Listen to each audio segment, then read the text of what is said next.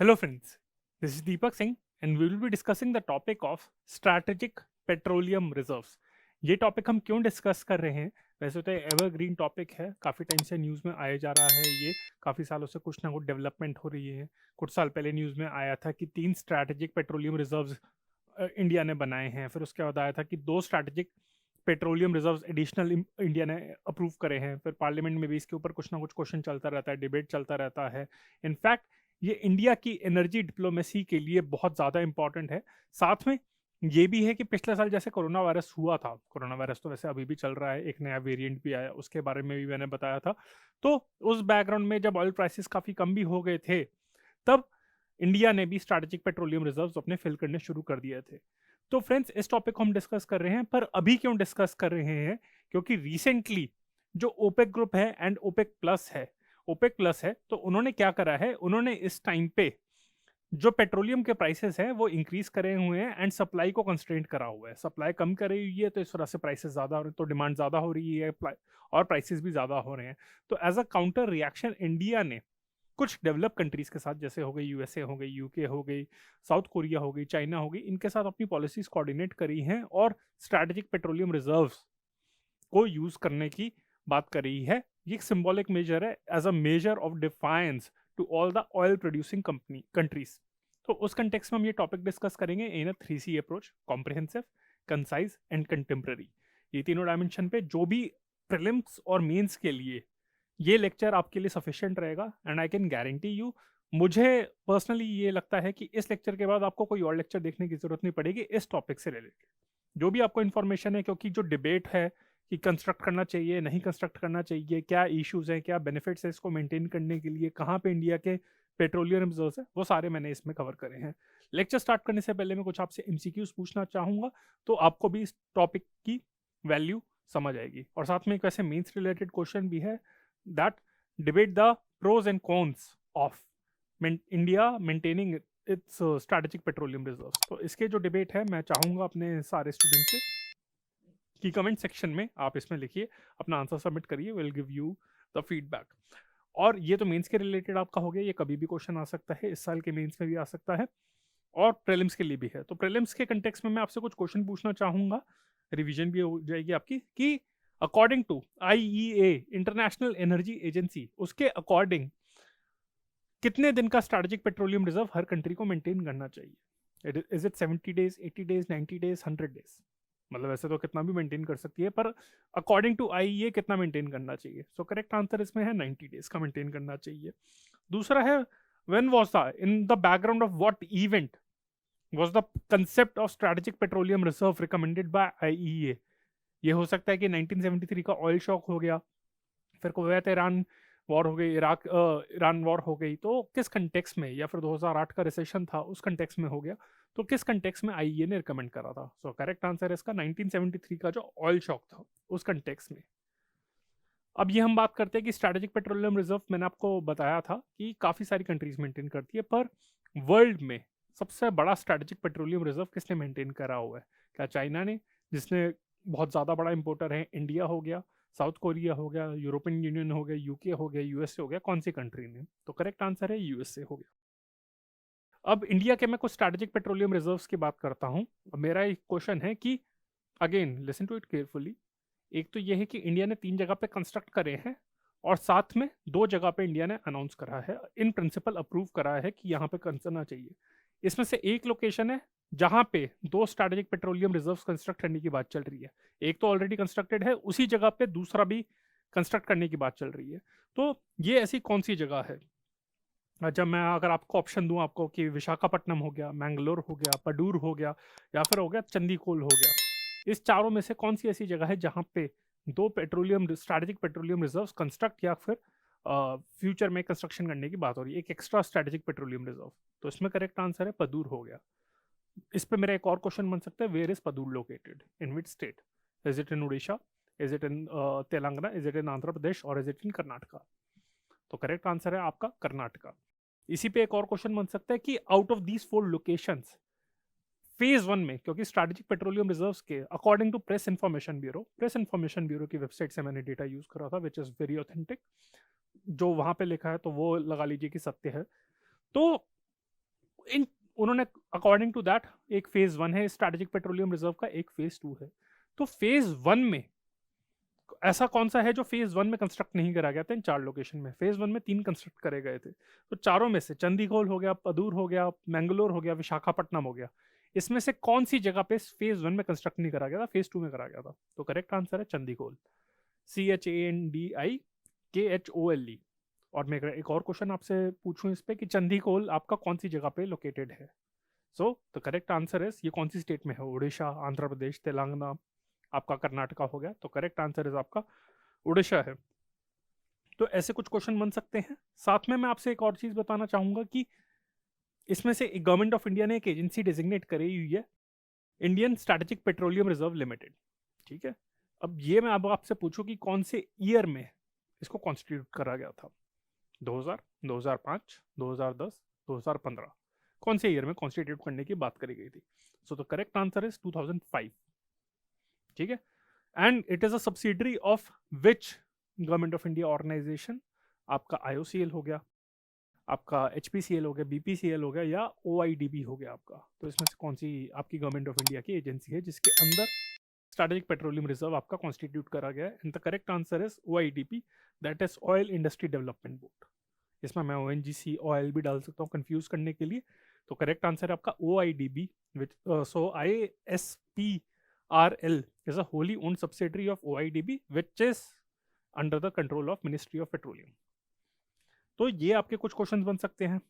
साथ में मैं एक और छोटा सा एक एसोसिएटेड टॉपिक डिस्कस करूंगा ओपेक का, क्योंकि वो भी उसका भी मेंशन इस लेक्चर में आएगा, ओपेक। ठीक है, अब उस कंटेक्स्ट में पूछते हैं, क्योंकि ओपेक ने ही आपका वहां पे सप्लाई चेन कंट्रोल करता है, प्राइसेस ऑलमोस्ट डिटरमाइन करता है, तो उसी के डिफाइंस में इन कंट्रीज ने अपने एक्शन लिए हैं। जैसे इंडिया ने डिसाइड करा है कि it's for the first time, why it is so significant this topic is because India for the first time has decided to use the strategic petroleum reserve. So in this context, that's why I'm asking, discussing this topic. So my next question is, OPEC के बारे में अगर मैं बात करूं, that what are the member, how many member countries of OPEC are there? 11, 13, 15, 17. So the correct answer is 13. And in which year was the OPEC founded? It was founded in 1950, 1960, 1970, 1980. Normally लगेगा कि oil आपका shock reserve के context के बाद उसमें form हुआ होगा, but the correct answer is आपका 1960। And where is it headquartered? Baghdad हो गया आपका, रियाद हो गया, अबू धाबी हो गया, दुबई हो गया, या फिर वियना हो गया। वियना एक आपकी यूरोपियन कंट्री आ जाती है जो ऑस्ट्रिया में बेस्ड है, तो कौन सी पे हेडक्वार्टर्ड है? तो करेक्ट आंसर इज आपका वियना में, which is located in Australia. Australia की कैपिटल है, बट ये ध्यान रखना, in spite of being the capital और the headquarter of OPEC, Austria is not a member of OPEC.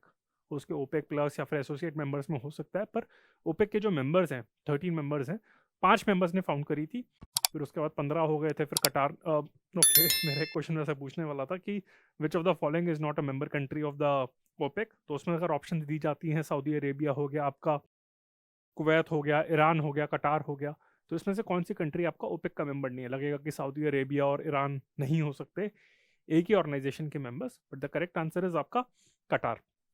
कटार आपका, इराक का अगर मैं ऑप्शन दूं तो कटार इज नॉट अ मेंबर। कटार ने छोड़ दिया था, उन्होंने कहा था we are focusing more on the gas aspect, और also there are some tensions between Saudi Arabia and Qatar. तो इस कंटेक्स्ट में ये क्वेश्चन बन सकता है। तो मैं यही बोलने वाला था कि कतार भी आपका मेंबर नहीं है, ऑस्ट्रिया भी आपका मेंबर नहीं है। कटार वाज अर्लियर द मेंबर, अगर आप पुराने मैप्स देखेंगे तो उसमें आपको कटार मेंबर दिखेगा, पर कुछ साल पहले उसने छोड़ दिया था। So that's why we always provide you the authentic information. और मैंने ऑस्ट्रिया का तो आपको मैंने बता ही दिया था कि ऑस्ट्रिया आपका हेडक्वार्टर वहां पे लोकेटेड है, but it's not a member of the OPEC. और साथ में ये तो ओपेक के बारे में बात हुई थी। ओपेक प्लस अगर मैं आपसे पूछूं तो कब फॉर्म हुआ था, कौन उसके मेंबर कंट्रीज हैं, तो उसमें करेक्ट आंसर आता है वो 2016 में फॉर्म हुआ था। And Russia is a member of OPEC plus, not of OPEC. तो फ्रेंड्स, ये कुछ एमसीक्यूज के क्वेश्चन बन सकते हैं। आपने देखा कितने वाइड वैरायटी ऑफ क्वेश्चन इसमें बन सकते हैं। बहुत ही इंपॉर्टेंट टॉपिक है प्रीलिम्स के लिए एज वेल एज मेंस के लिए। तो फ्रेंड्स, इस बैकग्राउंड में let's start the topic of strategic petroleum reserves. और ये हम पढ़ते हैं, मैंने आपको थोड़ा ओवरव्यू दे दिया है, अब मैं आपको डिटेल में भी समझा दूंगा कि क्यों ये टॉपिक आपका इंपॉर्टेंट है। ठीक है, अभी रिसेंटली नवंबर 2021 में इंडिया ने अनाउंस करा है it will release 5 million barrels of crude oil from its strategic petroleum reserve, and ये जो डिसाइड करा है ये किसके साथ उन्होंने एक कोऑर्डिनेटेड एक्शन के अंदर अनाउंस करा है। यूएसए हो गया, चाइना हो गया, जापान हो गया, साउथ कोरिया हो गया, ठीक है। तो उन्होंने अनाउंस करा है, यूके ने अनाउंस करा है that it will release 1.5 million barrels of crude, US ने अनाउंस करा it will release 50 million barrel, इसके पास तो बहुत ही ज्यादा है। तो पहली बार ऐसा हुआ है कि India would be using it strategic petroleum reserve as a geopolitical tool, ठीक है, ये है। और ये रिलीज क्यों कर रहे हैं, क्वेश्चन आता है कि क्यों कर रहा है। Again it's a symbolic move, इससे ज्यादा कुछ इंपैक्ट नहीं पड़ने वाला, बट एक्चुअली ये है, it is a part of efforts to negate upward pressure on the crude prices from OPEC plus. अब ओपेक प्लस कंट्रीज ने मिलकर क्या करा हुआ है, उन्होंने सप्लाई अपनी कम करी हुई है बिलो द डिमांड। डिमांड है उससे सप्लाई कम करी हुई है, सप्लाई कम होगी, डिमांड ज्यादा होगी, तो क्या होगा, प्राइसेस बढ़ेंगे।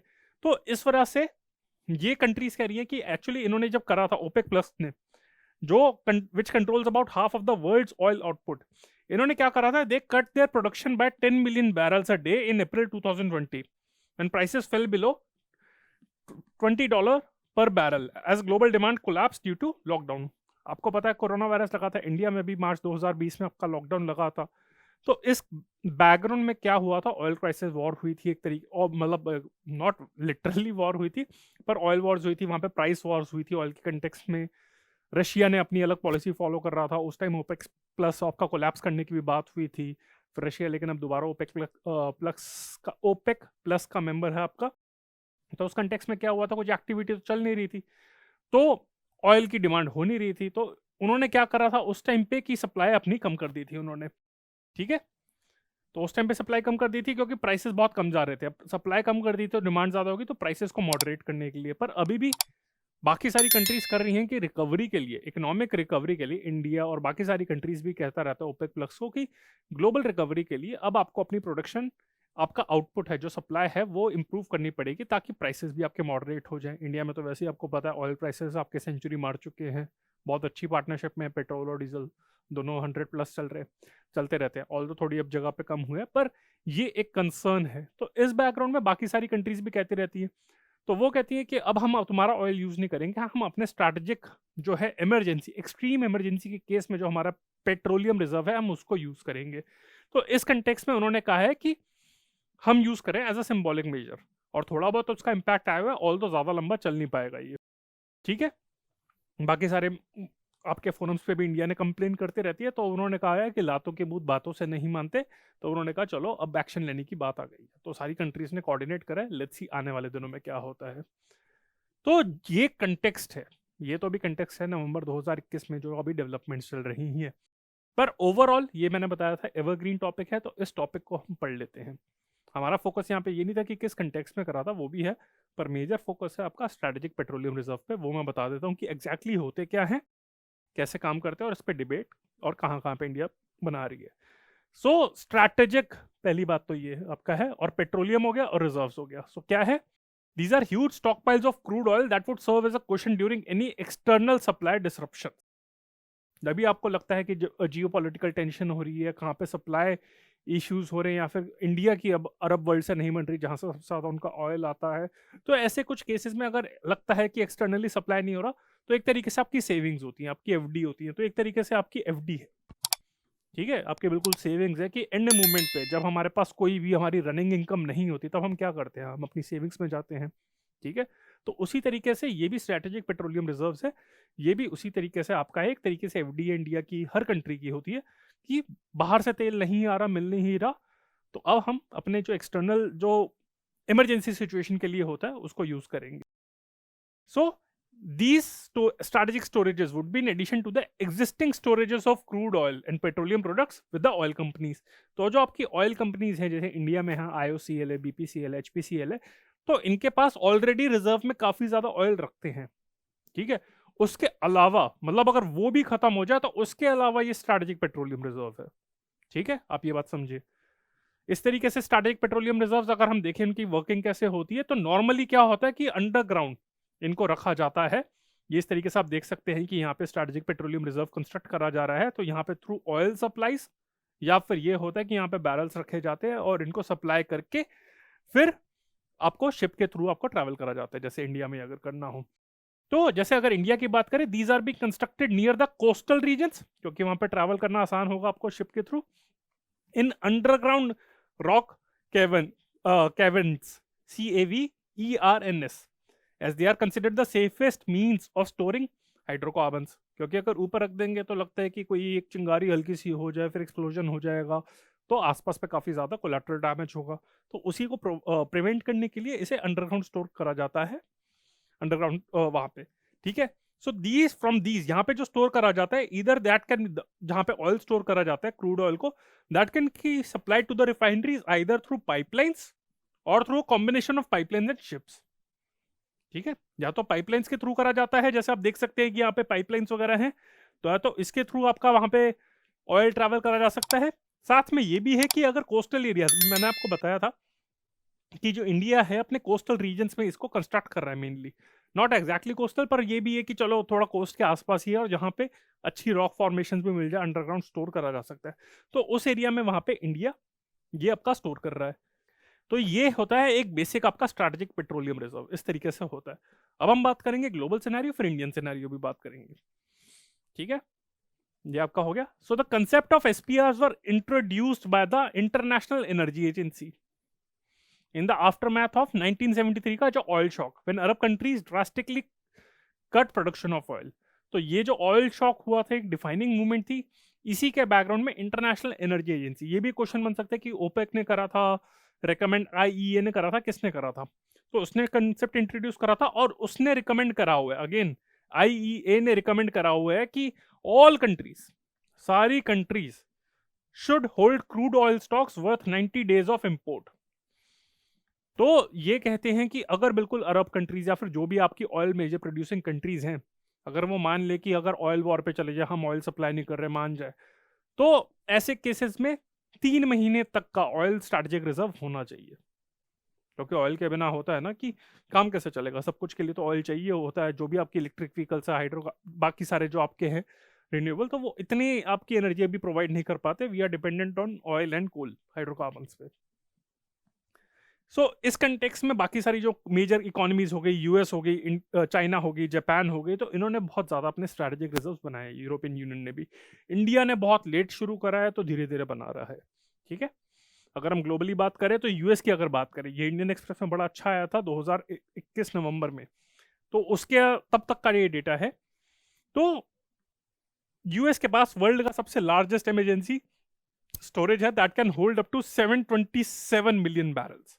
उसने सिर्फ 50 मिलियन बैरल रिलीज करने की बात करी नवंबर 2021 में, क्योंकि उसके पास 727 मिलियन बैरल्स है, which is reported to be about 85% full. तो ये इसका स्टोरेज एरिया है जहां पे आपका 85% फुल है।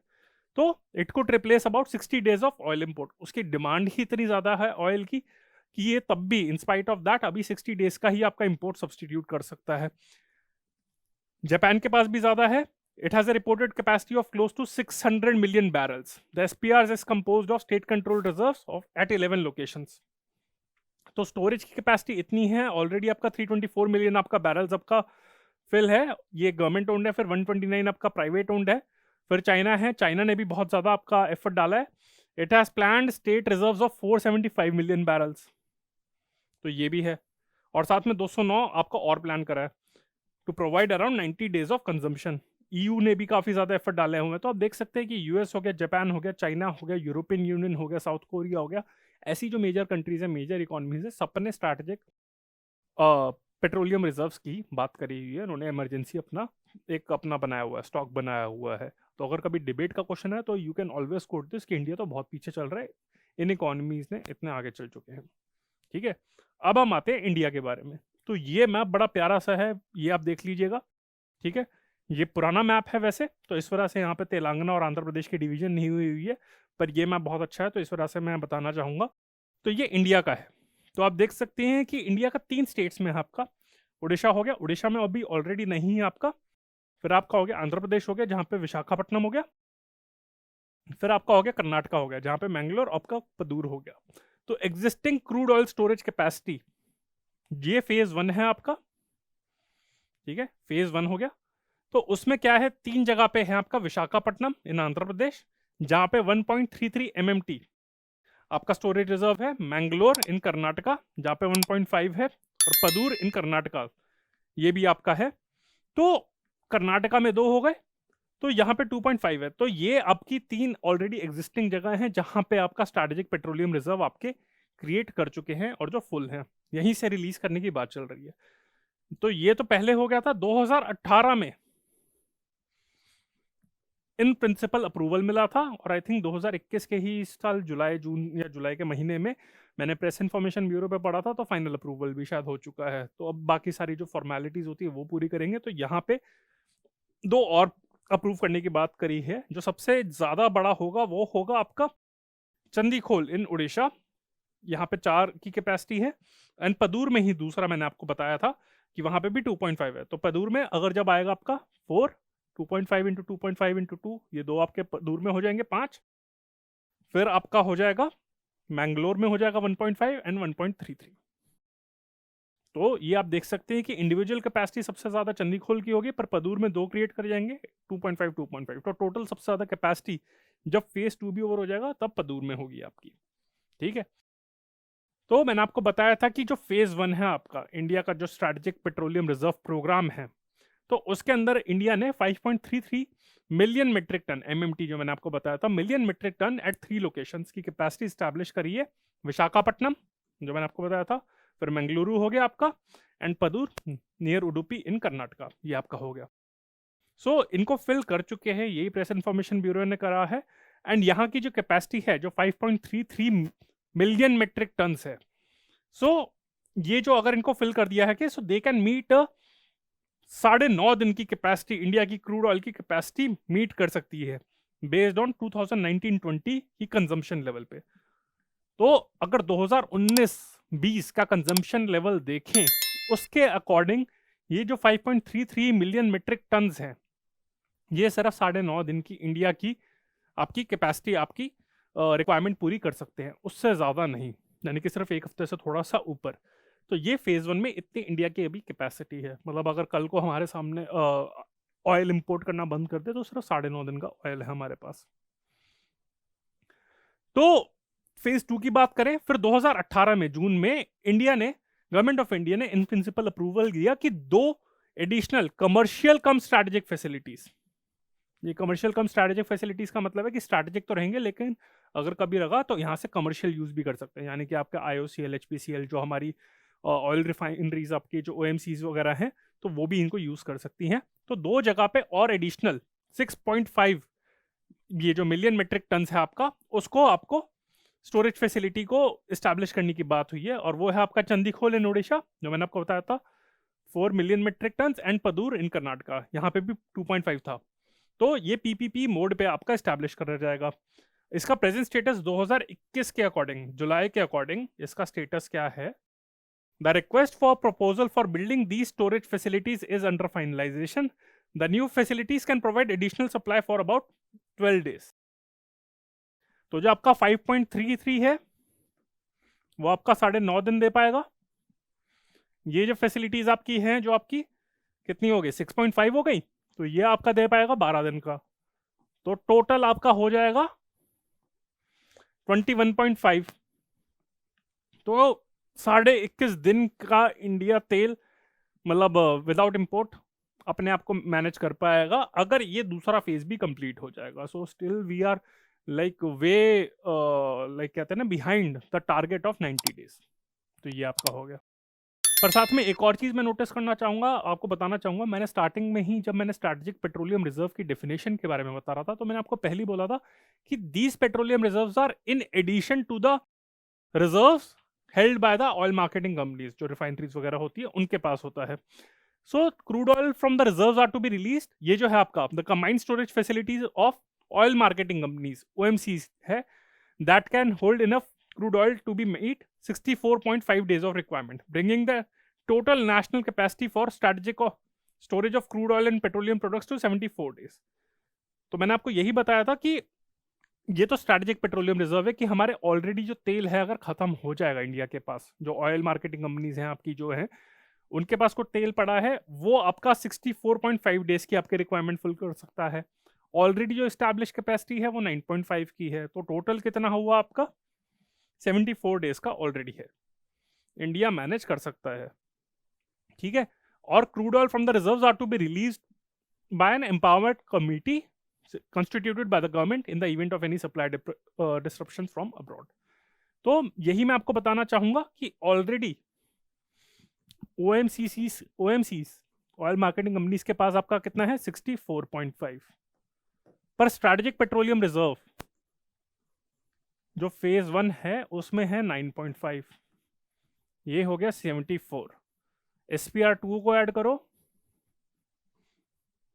तो ये हो गया 12, तो आपका हो जाएगा 86।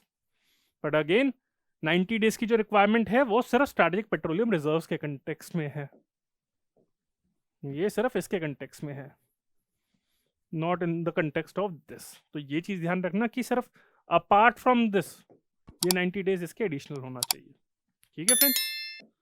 तो आई होप इसको आपको थोड़ी इसकी मैथ्स तो समझ आ गई हो। अगर कोई भी आपको फिर भी डाउट होता है you can always reach out to us, ठीक है।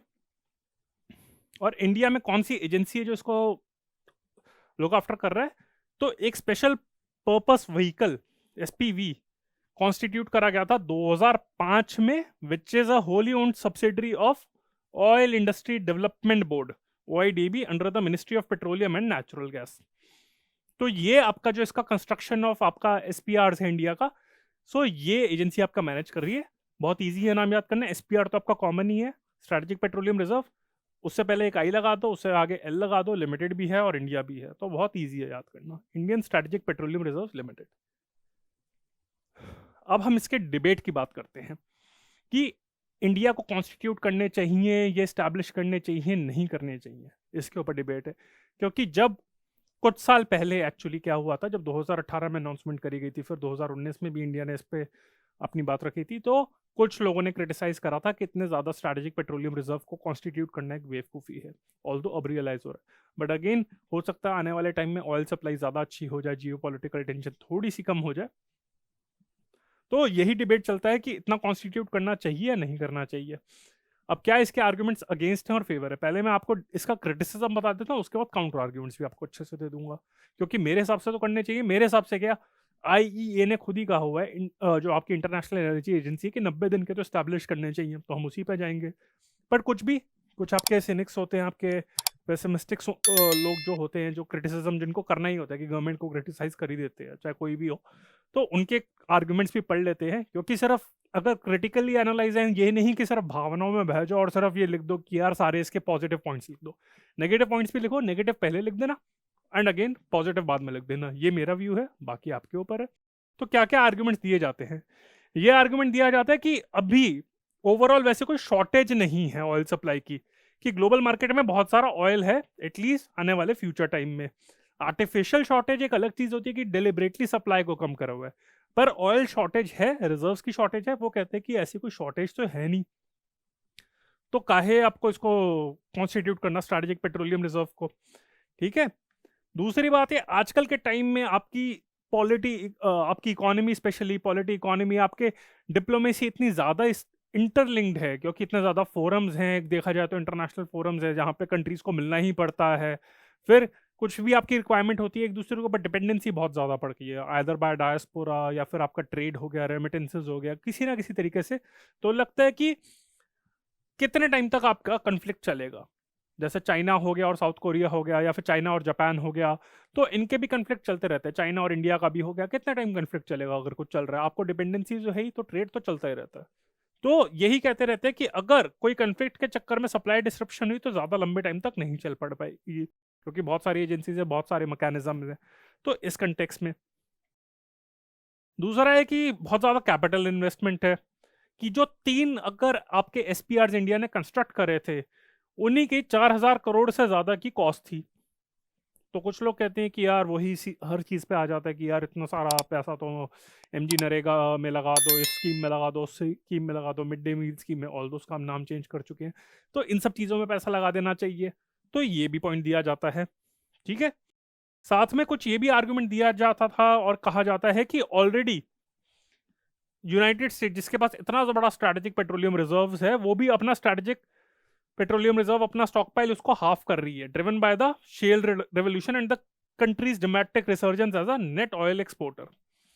फिर साथ में ये कहते हैं कि शेल गैस हो गया आपका, तो वो भी आपके ऑल्टरनेटिव हो रहे हैं पेट्रोलियम इकोनॉमी। जैसे कटार ने, मैंने आपको बताया था, ऑल्दो उसने सऊदी अरेबिया के साथ उसकी कुछ टेंशन चल रही थी, पर साथ में ये भी कहा था कि वो अपनी रिलायंस, नॉट अपना अंबानीज का Reliance, but they are trying to reduce their reliance on the oil and trying to move towards gas, जो ज्यादा आपका एक तरीके से माना जाता है कि ऑयल से ज्यादा फ्यूचर वो गैस में है। तो इस कंटेक्स में आपकी लोग, जब कंट्रीज आपकी गैस की तरफ बढ़ रही है, तो क्रूड ऑयल की क्या जरूरत है। तो इस कंटेक्स में यूएस भी ऑलरेडी इस पे डिबेट कर रहा है, कुछ उन्होंने अपनी कैपेसिटी रिड्यूस करने की भी बात कर रहा है, चलता रहता है। तो एंड अगेन मेंटेनेंस कॉस्ट, ये सब चीजें हैं। तो क्यों करे, मतलब इंडिया क्यों क्यों करे। तो ये कुछ मेजर पॉइंट्स हैं आपके कि कन्फ्लिक्ट ज़्यादा टाइम तक चलेंगे नहीं, शॉर्टेज अभी ऐसे लग नहीं रही, पैसे ज़्यादा लगेंगे, और कंट्रीज भी रिड्यूस करने की बात कर रहे हैं, ऑल्टरनेटिव है हमारे पास, शेल है। तो ये सब की बात चल रही है। तो इस कंटेक्स में ये क्रिटिसिज्म है। अब हम इस क्रिटिसिज्म को सारे को पॉइंट बाय पॉइंट अब इसको तोड़ेंगे, ठीक है। मतलब ऐसा नहीं है कि मेरे को कोई इनसे प्रॉब्लम है क्रिटिसिज्म से, बट पॉइंट यही है कि ideally so that is a good concept. तो सबसे इंपॉर्टेंट पॉइंट आता है कि इंडिया की एनर्जी सिक्योरिटी के लिए बहुत ज्यादा इंपॉर्टेंट है, ठीक है। जब तक एनर्जी नहीं होगी, अगर आपके अंदर ही एनर्जी नहीं होगी, तो आप कैसे काम करोगे, आप यूपीएससी के लिए कैसे प्रिपेयर करोगे। तो सिमिलरली आता है कि आपके पास जैसे अभी कोल क्राइसिस का भी इशू चला था, तो लग रहा था कि इलेक्ट्रिसिटी नहीं होगी। अगर इलेक्ट्रिसिटी नहीं होगी, ऑयल नहीं होंगे, पावर नहीं होगी, एनर्जी नहीं होगी, तो कैसे चलोगे भाई, देश कैसे चलेगा, ठीक है। तो जैसे सिक्योरिटी का पॉइंट ऑफ व्यू है, नेशनल सिक्योरिटी की जो डायमेंशंस है वो बहुत ज्यादा डायमेंशंस। अब सिर्फ ये नहीं कि सिर्फ बॉर्डर पे लड़ाई करने के आर्म्स के ऊपर होती है, आपकी economic security, energy security, food security, nutritional security होती है, ये अलग अलग डायमेंशंस है, ठीक है। तो इंडिया की एनर्जी सिक्योरिटी के लिए बहुत ज्यादा इंपॉर्टेंट है। दूसरा पॉइंट मैंने आपको बताया था कि इंटरनेशनल एनर्जी एजेंसी आईईए ने खुद ही स्पेसिफाई करा हुआ है कि मिनिमम मिनिमम 90 डेज का तो आपके पास स्ट्रैटेजिक ऑयल रिजर्व होना चाहिए। अगेन ये नहीं जो ओएमसीज के पास पड़ा है, apart from that strategic petroleum reserves, जो अभी 9.5 है इंडिया के पास, 12 का प्लान करा गया तो 21.5 हो गया। तो 90 डेज का तो होना चाहिए, आईईए ने रिकमेंड करा हुआ है। दूसरा, बाकी कंट्रीज ने भी, आपका यूएस का देखे, चाइना का देखे, जापान ने देखे, उन्होंने तो बहुत ज्यादा लीड ले रखी है, क्योंकि these are like the major economies and oil इनके पास है नहीं, सो दे नीड ऑयल। तो उस कंटेक्स्ट में चलना चाहिए, ठीक है। सप्लाई क्राइसिस तो ये हो गया, बाकी कंट्रीज भी कर रही हैं, आईईए ने क्या रिकमेंड करा है, तो ये सब पॉइंट्स हैं। अब हम सप्लाई क्राइसिस वाले पॉइंट के अगर बारे में बात करें, तो चाहे कितना भी हो, अभी इस टाइम पे एडिक्वेट सप्लाई है, पर आगे आने वाले का कुछ पता नहीं, क्योंकि जो भी मेजर ऑयल रहा है वो सारा एक टर्बुलेंट एरिया में है, वो है वेस्ट एशिया के नाम से, मिडिल ईस्ट, वेस्ट एशिया। तो उस एरिया में तो वैसे ही कुछ ना कुछ क्राइसिस चलते ही रहते हैं। मतलब आते आने टाइम इसराइल है, सऊदी अरेबिया, ईरान है, इराक है, आईसिस भी सारा वहीं पे चला था। तो ये बहुत सारे इश्यूज हैं आपके। तो इस कंटेक्स में वहां पे रिलाय नहीं करा जा सकता, इमरजेंसी कुछ ना, मतलब रिलायबल है, बट वही है ना कि थोड़े बहुत शॉक सप्लाईज काफी चलते रहते हैं। वहां पे वही होता है ना कि they get cold and India start sneezing. तो ये कहावत जैसे कहा जाता है ना कि उनको जुकाम होता है तो इंडिया को छींक मारता है, तो वहां पे भी कुछ होगा, इंडिया की इकोनॉमी पे इम्पैक्ट पड़ेगा ही, ठीक है। तो ये हो गया आपका सप्लाई इश्यूज में हो गया, ठीक है। तो सप्लाई क्राइसिस होता है कि अभी स्टेबल चल रहा है, it's more like a sine curve, अभी ठीक चल रहा है, बाद में फिर नीचे आ जाएगा आपका। और दूसरा ऑल्टरनेटिव कहा जाता है कि कुछ साल पहले भी शेल ऑयल, शेल गैस के बारे में आया था, उसके ऊपर भी मैं एक लेक्चर कंडक्ट करूंगा, कि उसमें भी वहां पे इश्यूज हैं। तो उस पे भी लॉन्गेटिविटी ऑफ शेल प्रोडक्शन के ऊपर भी अभी इतना ज़्यादा सर्टेन नहीं है। जैसे अगर आप रिन्यूएबल एनर्जी के कंटेक्स में बात करें, तो हर कोई कहता है रिन्यूएबल एनर्जी की तरफ मूव करो, बट क्रिटिक्स यही कहते हैं, आपने आपका ग्लासगो एग्रीमेंट भी हुआ था, तो उसमें भी क्रिटिक्स ने यही कहा था कि आपको कोल की ज़रूरत है। सिमिलरली अगर हम इसमें एनर्जी सेक्टर की बात करें, हम इसमें, तो सिमिलरली आपके नेचुरल गैस, शेल वगैरह सब कुछ है, बट ऑयल की अभी भी रिक्वायरमेंट है। इमीडिएटली ऐसा नहीं है कि हम एकदम से इससे टिल्ट कर पाएंगे। तो ये है आपका। फिर जो आपका सप्लाई का इशू है, तो सप्लाई है तो आपका प्राइस का भी इशू आ जाएगा। तो अगेन वही चीज आ जाएगी कि बात सिर्फ ऑयल की अवेलेबिलिटी के बारे में नहीं, अफोर्डेबिलिटी के बात है। Availability and affordability are two different aspect. तो अगेन सप्लाई इश्यूज अगर जरा से भी हो, थोड़े टाइम के लिए भी, तो अफोर्डेबिलिटी नहीं रहती। जैसे आपको पता है 100 से ऊपर आपका पेट्रोल डीजल चल रहा था, तो ये सारे जो एकदम से हाइक हो जाते हैं, तो मिडिल क्लास हो गए, लोअर क्लास हो गए, या फिर इनफैक्ट अपर क्लास को भी मैं कहूँ, तो वहां पे ऑयल इम्पैक्ट काफी ज्यादा होता है अगर प्राइस ज्यादा हाई हो जाता है, कुछ दिन चलता है। तो इस कंटेक्स में आपका अफोर्डेबल ऑयल इंश्योर करने के लिए भी ज्यादा इंपॉर्टेंट है, ताकि एटलीस्ट प्राइस स्टेबल रहे। ऐसा नहीं कि इमीडिएटली एकदम से ऊपर आ जाए नीचे आ जाए, मिडिल क्लास लोगों के बजट्स को हैम्पर कर देता है। फिर मैंने आपको बताया था प्रोडक्शन मैनिपुलेशन के बारे में भी मैंने बताया था। तो यही मैंने बताया था कि ओपेक और जो ओपेक प्लस कंट्रीज हैं, ये भी आपका ऐसा नहीं है कि हो सकता है सप्लाई का इशू कुछ नहीं है, पर अपना प्रॉफिट इंप्रूव करने के लिए वो क्या कर सकते हैं, सप्लाई कट कर सकते हैं। जैसे अभी भी पिछले साल सप्लाई कट करी थी, अभी भी वही चल रहा है, और इसके चक्कर में प्राइसेस है। तो प्राइस मैनिपुलेशन काफी ज्यादा चलती रहती है, production manipulation which leads to price manipulation. तो इस कंटेक्स्ट में भी आपका ये चलता रहता है अपना मार्केट शेयर इंप्रूव करने के लिए। तो ये भी एक पॉइंट है। तो उससे बचने के लिए production manipulation and price manipulation, एक होता है ना आर्टिफिशियल सप्लाई शॉर्टेज करना, तो उससे बचने के लिए भी आपका स्ट्रेटेजिक पेट्रोलियम रिजर्व्स इंपॉर्टेंट है। और यही मेन रीजन है जो आपका अभी इस टाइम पे इंडिया, यूएसए, चाइना, जापान, इन सब ने प्लान करा है कि we will use our strategic petroleum reserves. एक और मेजर पॉइंट है जो सबसे इंडिया के कंटेक्स्ट में अगर स्पेसिफिकली देखा जाए, तो इंडिया तो वैसे ही 80 to 85% जो इंडिया का जो क्रूड की ऑयल की डिमांड है वो इंपोर्ट करा जाता है। ठीक है, डोमेस्टिक प्रोडक्शन कम है, डिमांड बढ़ते जा रही है, तो इंडिया का इंपोर्टेबल काफी ज्यादा बढ़ता जा रहा है। तो बेटर होगा कि थोड़ी स्टेबिलिटी लाने के लिए भी स्ट्रेटेजिक पेट्रोलियम रिजर्व्स रखे, क्योंकि इंडिया मतलब ये है कि मैक्सिमम इंपोर्ट ही करता है। तो अगर थोड़े टाइम का भी अगर कुछ सप्लाई शॉक हुआ तो इंडिया तो बहुत बुरी तरह हैम्पर होगा। और साथ में ये भी कहा जाता है कि ये जो अंडरग्राउंड स्ट्रेटेजिक पेट्रोलियम रिजर्व्स हैं बहुत ही इकोनॉमिक मेथड है स्टोर करने के लिए, क्योंकि इसमें क्या है, आपको बड़ी लैंड चाहिए नहीं, अंडरग्राउंड स्टोर करना होता है ना, सिक्योरिटी की जरूरत है, इवेपोरेशन भी कम होती है आपके। तो ये बहुत सारे बेनिफिट्स हैं और सेफ भी है आपका। तो ये सेफ्टी पॉइंट ऑफ व्यू से। और last but not the least आपका एनर्जी डिप्लोमेसी।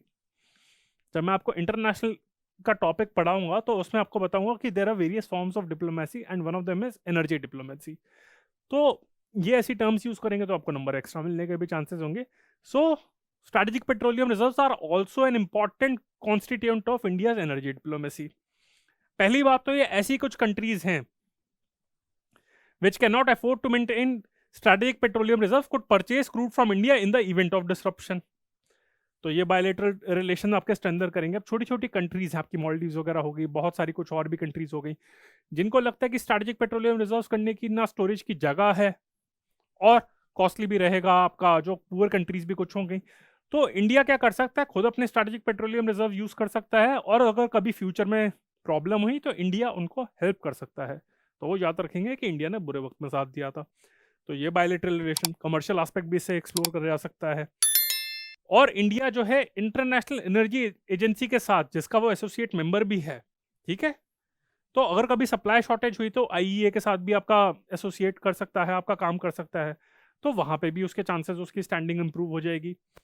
साथ में India can also provide joint stockpiling opportunities to even producers. जो मेजर प्रोड्यूसर आपके मिडिल ईस्ट के हैं, तो उनको भी आपकी जॉइंट स्टॉक पाइलिंग अपॉर्चुनिटीज दे सकता है एट अ सर्टेन कॉस्ट, कि भाई आपके पास जगह कम है, आप हमारे पास यहाँ पे तेल रख दीजिए और यहाँ पे इस तरीके से काम कर सकते हैं। जैसे यूएई के साथ इंडिया के रिलेशन अच्छे हैं, तो वहाँ पे इंडिया उसके साथ भी ये आपकी अपॉर्चुनिटीज एक्सप्लोर कर सकता है।